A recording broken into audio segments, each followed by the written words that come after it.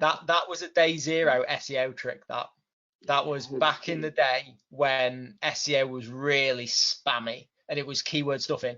You would find websites with just a white space at the bottom. If you highlighted the text, BMW got absolutely hammered for this back in, must have been like 2006 or something. This is That Marketing Podcast. Made by marketers for marketers. Welcome to another episode of That Marketing Podcast, brought to you by Spotlight UK. Today we're joined by Dave Oldacre to dive into the art and science of SEO, search engine optimization. We're going to lead with Dave's take on an SEO first strategy for your website and for your content. We're going to look at how SEO and PPC can and should relate to each other, and a couple of tools that can get you started without spending a huge budget to get your SEO up and running and a base level effectiveness. I hope you enjoy the podcast, and as always, happy marketing. All right, Dave. First of all, thank you so much for joining us on the podcast. Thanks for having me. It's good to be here and hopefully be able to share some good insights and some good knowledge around SEO with everyone in the world of marketing. Yeah, let's dive into it. And I want to start with almost like a definitional thing, because SEO is one of those, it's probably the only one it's the first, I'm going to start that again. It's the first sort of section of marketing I think of that nearly always has its own role or its job description. You don't tend to get an email marketing specialist necessarily, but you will quite often get an SEO specialist, SEO executive, whatever you want to call it. But just from talking to you, so you don't think that is the right way to approach it, do you? No, so something which I've been trying to champion for a lot of years now is this notion of SEO first. So, you know, I've worked for everyone from small businesses to big blue chip international companies, agencies, and everything in between. And one of the things that I've always noticed at every stage of my career path has been, you know, SEO is very much an afterthought, and it's very difficult to implement SEO after the fact. You know, it's a bit like the old adage, you know, trying to shut the stable door after the horse has bolted. You know, if you don't get it right first time, what you tend to get is, you know, potentially penalties and impacts on your appearance in search results, which can be harder to recover than it is to get them right in the first place. And I think, you know, that thinking is about getting SEO and the team that handles search involved from the start of a project. So, you know, typically I've seen things go live, creative campaigns and everything go live, and the day of launch it's do we need to think about SEO as part of this?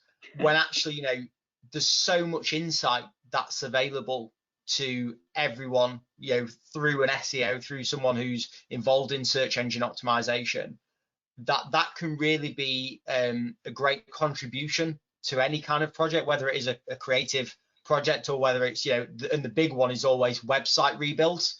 You know, you tend to get development teams going off with creative artwork teams going off and building a website, but actually getting SEO involved at that stage can provide loads of insight about user experience, how people are engaging with the website, as well as how people are finding that website and that business through search engines like Google.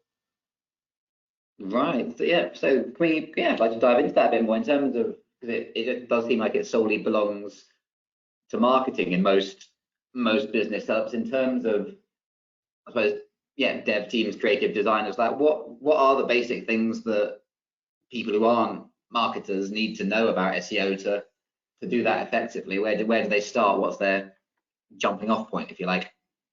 Yeah, so I think for me, a lot of what this is about is actually just reminding people that SEO exists, that it's a thing.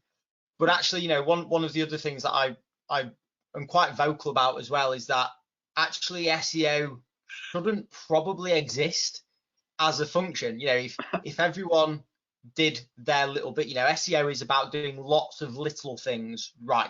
There's no like one big thing. So developers, it's about making sure you've got lean code and you're not loading in plugins which slow website speed and things like that. So if everyone did their little bit, and if creative copywriters, you know, understood keyword research and how to incorporate kind of the user intent and what the user's looking for and how that ties into what search engines are looking for, then there wouldn't be a need to optimize copy. So there's all these little things that can add up, but quite often, like I say, what happens is SEO gets forgotten about. It's a group of people who sit there and do some kind of magic after the fact. And so because they get forgotten about, they're never really thought about up front at that, instigation of a project. So I think the key point is, first of all, that it exists. Second of all, this isn't about doing more work. It's about working smarter, not harder. And again, I know that's a phrase that a lot of people like to use, but this genuinely is the case. Because if you optimize a website that's in development for load time before launch, when you launch that website, it loads quickly from day one. If you try and optimize that website after launch, you've already gone live with a website which is slow to load. You've then got to find the development resource to go back in and update the website when the same development team probably has other priorities from within the business. And that's always typically where SEO runs into challenges, because there's always these competing priorities of, do we do this for SEO or do we do this for product development? And it's always then becomes a resource question, but also a revenue question of how you justify the revenue of a product development versus how you justify the revenue of an SEO development, when if you'd have focused on that from the start, you wouldn't be having those conversations. So from a wider business perspective, it actually makes the future development of a platform or a product or a service a lot more efficient, because you're not having to fix these little things. Now, in terms of competing resources, I think you quite often get SEO and PPC, pay-per-click advertising, kind of lumped together in this sort of acronym ball, I guess. I guess if you like, is that fair? Are they siblings? Are they close cousins, or are they sort of really competing against each other in that fight for resources that are driving revenue? Yeah, so I think this is something which, historically, and having worked agency side, where you've got SEO and PPC working on the same account, what you tend to have is them effectively at loggerheads with each other, because they're fighting for the same traffic source. They're both fighting to earn users through search engines like Google. And I think the problem with that, and the reason they end up at loggerheads, is because they're each trying to report success, and they're each trying to prove their own channel's insular value to that client to retain their spend, whether that's a commission or or media spend, or whether it's a retainer for SEO activity. I think what often is missed, I think it's probably less so now with a lot of agencies who really have grown an awareness of kind of the working relationship between these two channels, is that those two channels don't always have the same audience within search engines. Say for example, I used to work on a brand that sold fuel cards, and this was a really competitive space, small business lead gen, and they would bid really high on PPC and just show a landing page with effectively a title and a form to drive those lead gen kind of sales in. But from an SEO perspective, we made a handful of changes on the website, launched a few new landing pages, a little bit of longer form content, and we were starting to generate real value for the business, not just from an immediate spend, which if you turn it off, that value goes away, but from a longer term potential value, because you're generating this content which will live on for a long time. And we know from experience with Google, the longer content has been published, if it's kept up to date, if it's kept accurate and valid, that starts to grow, and that older content starts to grow authority. So it almost becomes, it's a bit like wisdom. The older some content is, and the longer it's been around, and the more people link to it, and the more up to date you keep it and relevant you keep it, it's seen as more trustworthy. And so that was continuing to generate leads for that business beyond actually having created that content. So I think actually, where they can work together is understanding where SEO is finding benefits and understanding where PPC is finding benefits, and making sure there's not too much crossover there. So you're not bidding, you're not spending your PPC budget on areas where you're already doing very well with SEO. I think I was going to ask. I can't remember where I came across it now, but it came a suggestion that SEO is kind of free PPC keyword research, but it sounds like you have to take that with a slight twist and say, these are the keywords that we're getting the long-term interest in. But you don't steal that traffic for your PPC. You actually say, where are the gaps in this traffic? And that's a point of view I've not actually considered before. That's really interesting. Yeah, I think it's not just about looking at PPC here as well. There's other marketing channels that form part of that digital marketing mix. So if you take a look at an affiliate program, there's lots of businesses that run affiliate programs, and if you're not careful, you end up robbing Peter to pay Paul, because a lot of affiliates will go out and target traffic from search engines like Google.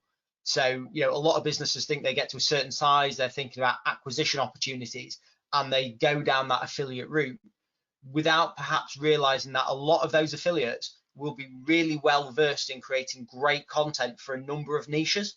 And if you're not careful, what happens is those affiliates actually start to charge you for traffic which you could have earned yourself. And when you start to think about the budgets you're then involving in affiliates and paying them commissions, especially if you've got certain products in certain sectors, I've seen commission payments £60-70 a lead. When you start to add up those lead volumes, you're very quickly getting into the realms of employing a full-time, kind of a full-time head to take on, you could take on that extra work with that person. So it's really important to think about SEO as part of the wider mix. And I think to just kind of add to that as well, there's still a notion that organic search and SEO drives free traffic. And I mean, that's something that needs to be smashed completely, because every marketing channel, regardless of whether it has a direct media spend, has a cost to it. You have to employ someone to run that team. You have to pay for tools, and different platforms to do your research, maybe employ a content writer and things like that. So there are inherent costs to SEO as well. So it's beyond a free kind of service that it used to be. And I think in the early days of SEO, where it was stuff a few keywords into a page, that's long since gone. But this myth that it's free traffic seems to have stuck a little bit. Yeah, I suppose it is a little bit hard to quantify precisely what the cost is when the cost is predominantly time, especially if let's say if you're getting your developer to spend extra time making the code lean, then you're right, there's not a monetary cost to that, is there? If you employ the developer, obviously if you outsource them and then they charge you per hour, then you can probably put a cost on it. But if you're doing it with an internal team, then that gets lost somewhere. Yeah, I think that's the word lost is the key term there. I think it's always possible to put a cost on things, because we do business cases for an investment in a new avenue of a business. You'd always cost that up, however complex it is. So you can always get back to a cost. It's just how much detail you put into it, and I suppose what level of accuracy your business is looking at. So with platforms like Google Analytics, it's very easy to see which channel is driving which sale, and albeit that would be from a last click, so the last channel that a user has accessed your website through. So last click attribution modeling, which is a topic for another time, but you can always get back to it, but sometimes it's a little bit harder than you'd like it to be. Yeah, I've been on a thing for a while that attribution is the biggest issue for marketers, and it's veering slightly off topic, this whole Google getting rid of third-party cookies is going to do a number on that as well. But that's again a whole podcast episodes in itself, probably. Just to wind it back a little bit, what tool sets are? I think marketing is probably it's the home to the most magpies that I've ever seen, and I fully include myself in that. You think, oh, new tool, that's fine, let's go and do that. Like, is there an essential toolkit that people can start with before they go sort of throwing their money into every little gizmo that comes along with the shiny ad for it? Yeah, there is. There are, like anything, or like most things, there are ways to start out on a shoestring budget. You don't have to go and pay $3,000-4,000 a month for kind of the enterprise level tools. it's like most things, just start small, learn the basics, and then you can start to invest as you start to learn more. And whether that's in people or resources, and arguably, investing capital up front in technology and platforms is great. But unless you've got people on site to actually implement the changes and the findings that these tools help you to uncover, there's no point spending money on those tools. Now, in terms of how to get started and what to get started with, there's a few things. So I would absolutely, kind of call out some of the free platforms that Google offers. So Google Analytics is a great place to start, and that won't necessarily call out big SEO, kind of this is an SEO problem. But what it will tell you is things like how users are engaging with your content. Have you got a high bounce rate? Now, bounce is when someone visits a web page on your website and leaves without doing any other interaction, so without visiting any other pages. Now, these things all get taken into consideration by search engines when they're looking at understanding ranking. Now, things like bounce rate, time on site, time on page, what they tell search engines is, are users finding your content engaging? And content is a really big thing in SEO, creating the right information and sharing knowledge and insight with your, not just your customers, but your potential customers. And it almost comes back to a topic called unique value proposition. Now, we've all heard of a USP. Well, a UVP is about how you can add value to a purchase or to a customer's experience. And quite often this comes in the form of content. So what can your content add to a user? Will it help them to use your product better? Will it help them to come back to your site and understand something else in more detail? So the value of that content and understanding if people are using it will tell you whether you're creating the right kind of content. Are you talking about the right topics?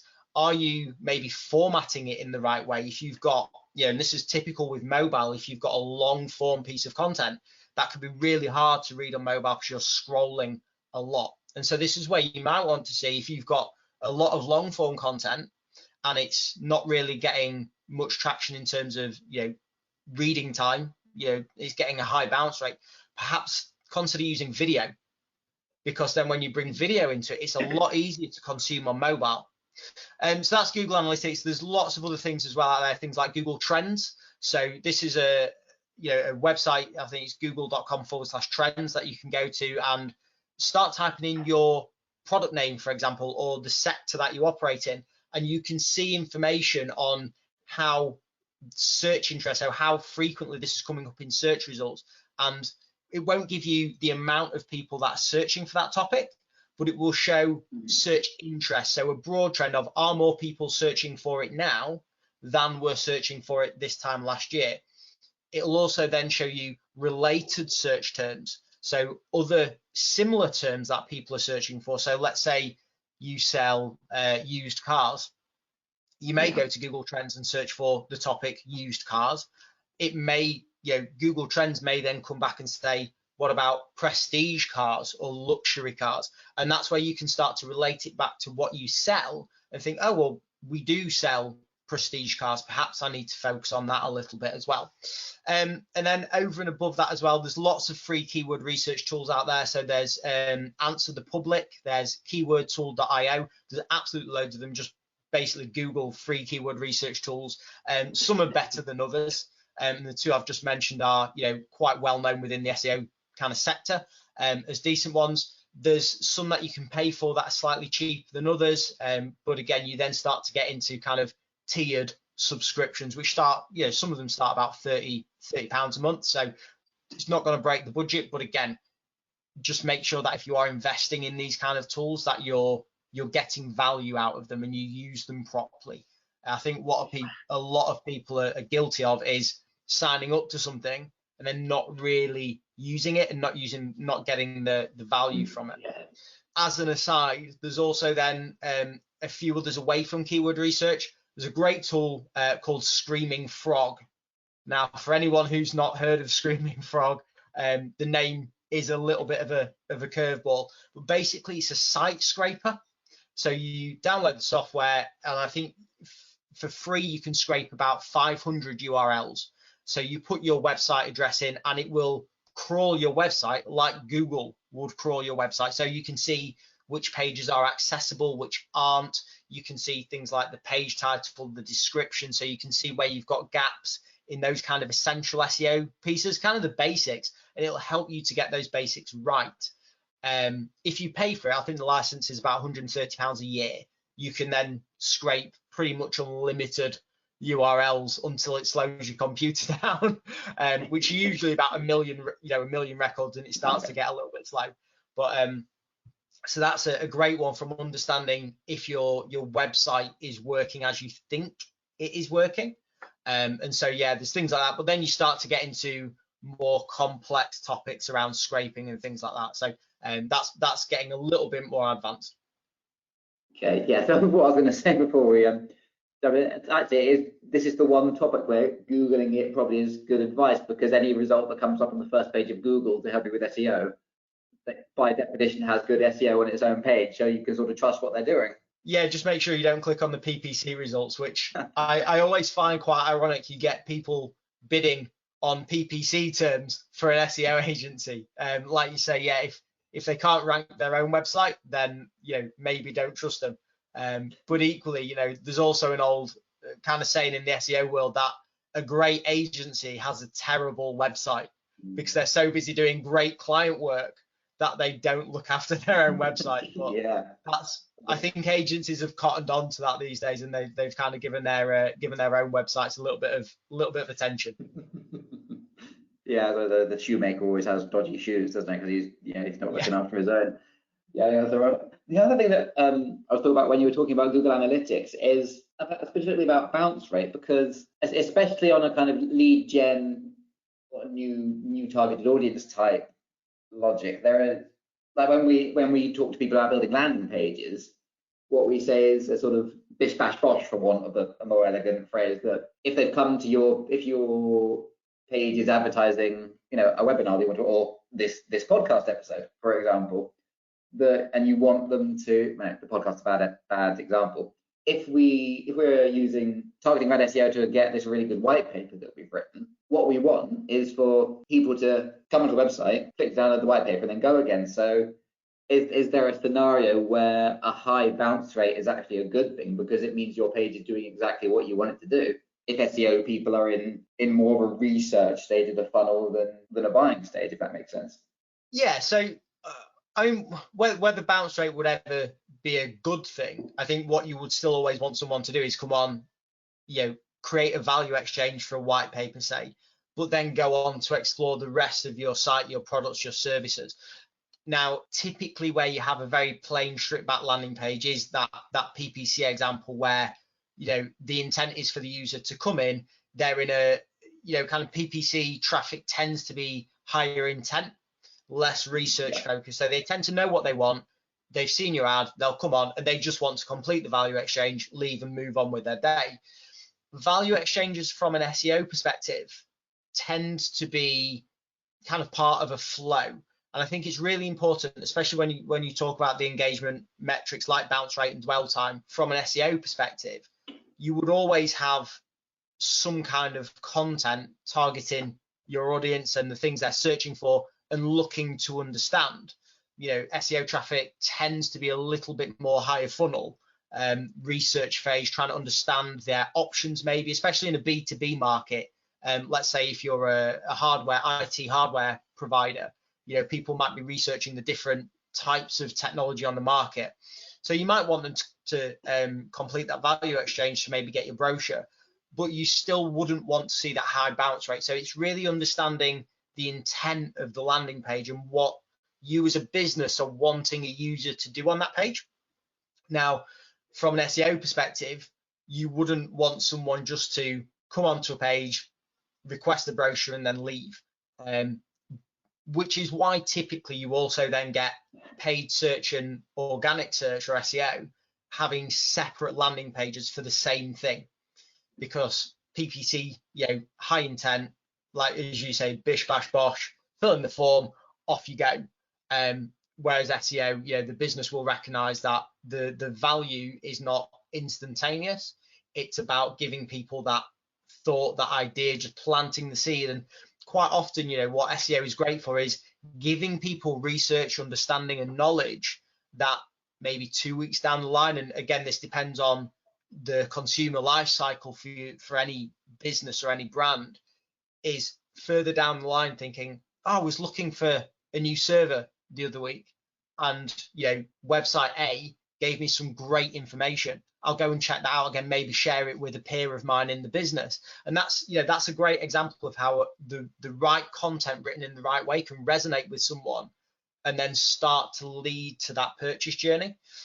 Little bit different with B2C. You tend to get people maybe just sharing things with their friends, looking for feedback and things like that. And it will be a lot of a shorter life cycle, purchase cycle than it is for B2C. But there's similar processes can be true for both. Oh, okay. I think we're in danger of getting quite far down the technical long-term thinking rabbit hole. I think we've done quite a good job of covering the basics of SEO and how to think smartly about it for marketers, for devs, for everyone else. So I reckon that's probably quite a good place to wrap it up and tell people to go and start putting some of this into practice.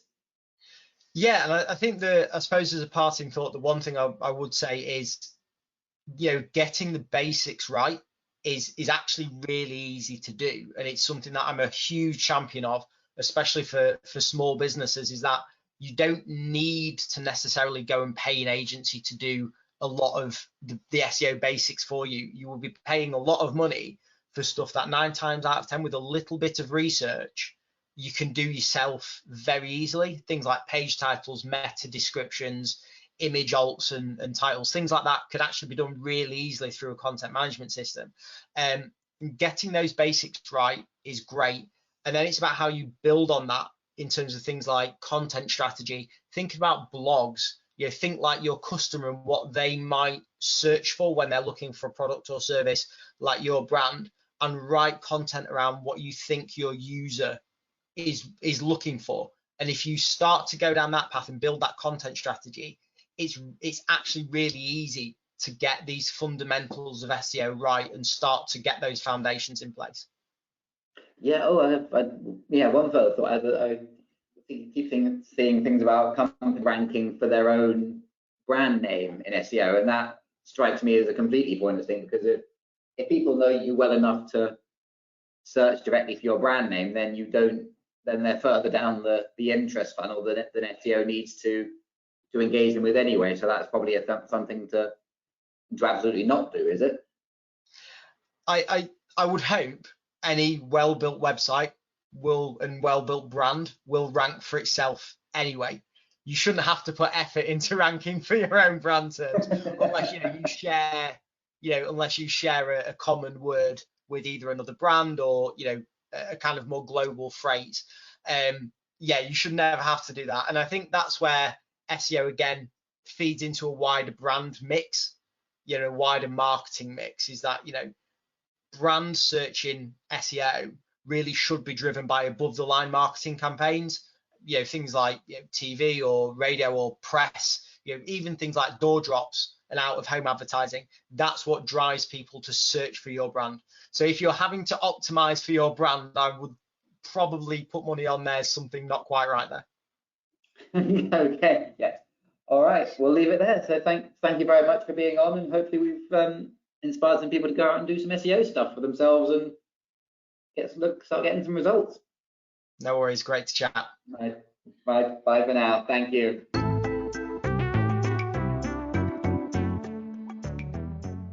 Thank you for joining us for another episode of That Marketing Podcast. You clearly have wonderful taste. We hope you found the content useful and enjoyed it. We'd love you to subscribe wherever it is you're listening to us. Maybe leave us a review. If you can think of a topic that you'd like us to cover, or even if you fancy coming on the podcast and sharing your own experience on a particular topic, you can reach us at marketingteam@spotler.co.uk. Thanks once again, and happy marketing.